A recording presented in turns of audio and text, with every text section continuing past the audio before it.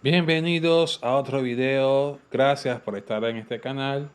Espero que la gracia de Dios esté con cada uno de ustedes. Y hoy queremos hablar de un tema que genera bastante debate dentro del cristianismo. Es la idea de que Cristo murió por todos sin excepción. Pero no vamos a empezar atacando esa postura, sino entendiéndola correctamente. Porque muchos creyentes que son realmente sinceros, que aman realmente a Dios, son los que sostienen esto basándose en algunos capítulos o diversos bíblicos que ellos consideran que sostienen esta enseñanza. Hay una creencia muy común que dice que Cristo murió por toda la humanidad, que Cristo murió por cada persona que ha existido y que existirá. Pero su sacrificio solo se hace efectivo en aquellos que creen. Es decir, que según esta postura, la muerte de Cristo es universal en alcance, pero limitada en aplicación. Cristo hizo posible la salvación para todos, según lo que sostienen ellos, pero solo algunos finalmente gozarán de esta salvación. Y quienes creen esto no lo hacen sin ningún fundamento. Ellos están respaldados por algunos textos que ellos han dicho que son el pilar de esta enseñanza. Apelan a varios textos bíblicos que sí, a simple vista realmente parecen bastante claros. Por ejemplo, está uno de los más conocidos, Juan 3:16. ¿Quién no ha escuchado Juan 3:16? Porque de tal manera amó Dios al mundo que ha dado a su Hijo unigénito. El argumento aquí es directo y es como si fuese 1 más 1 igual a 2. Si Dios amó al mundo y Cristo fue dado por este mundo, entonces Cristo murió por todos los seres humanos sin excepción. Clarito. Como si fuese 1 más 1 es 2. Bien.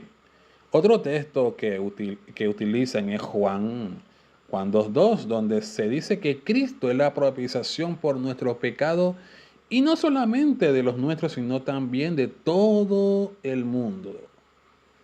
Aquí el razonamiento dice que no se limita a un grupo específico, sino que se extiende a toda la humanidad.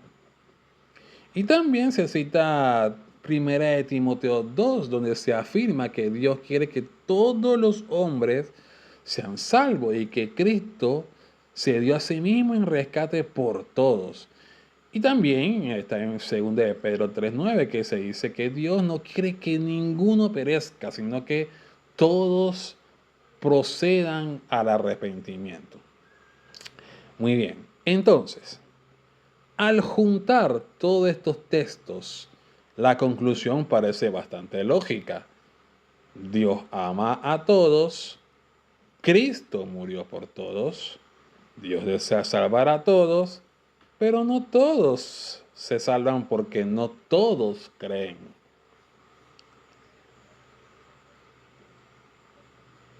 Aquí es donde tenemos que hacernos preguntas. Porque, bien, esto suena bastante coherente, incluso suena justo, suena inclusivo, suena como una expresión amplia del amor de Dios.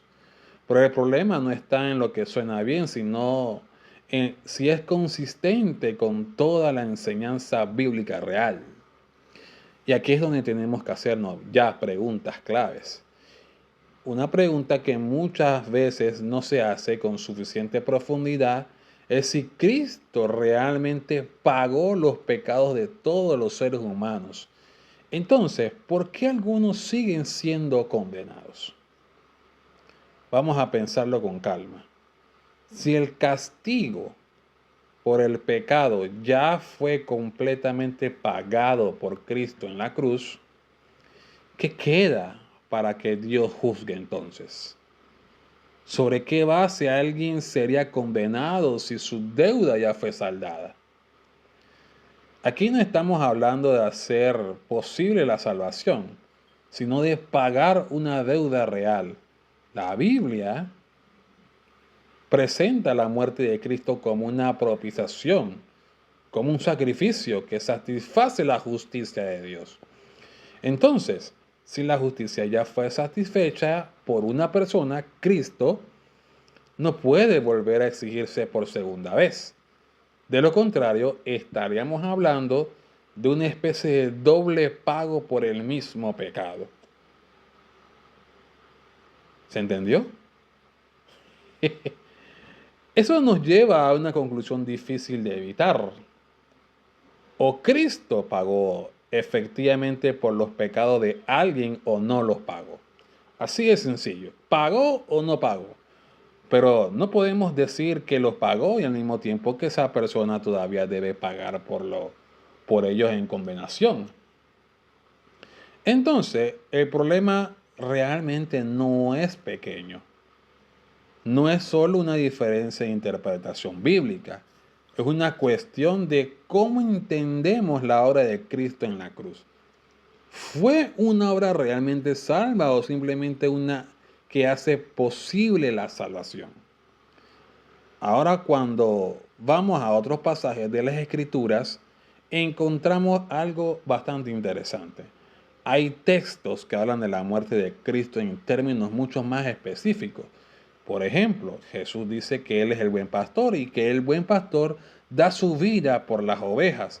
No dice que da su vida por todos sin distinción, sino por un grupo definido, o sea, sus ovejas.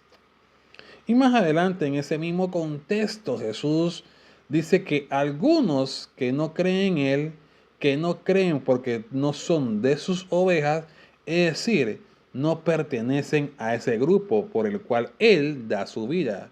Eso cambia completamente la perspectiva. También vemos que Cristo amó a la iglesia y se entregó a sí mismo por ella. Nuevamente, hay un enfoque claro. Su entrega tiene un propósito específico. Un pueblo definido no es un acto general sin objetivo, sino una obra dirigida.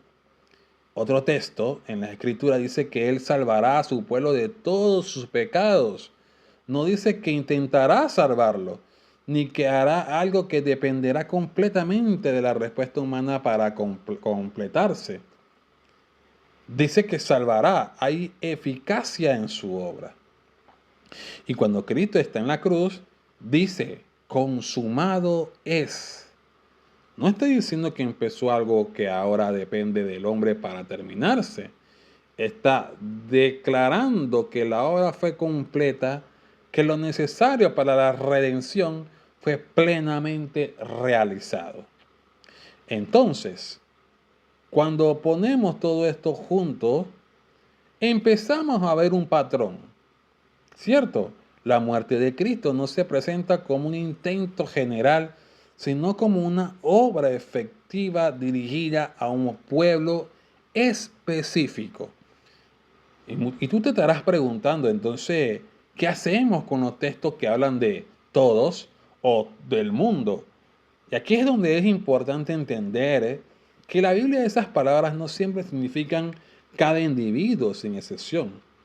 Muchas veces, mundo se une para hablar de personas de todas las naciones, no solo un grupo limitado como Israel.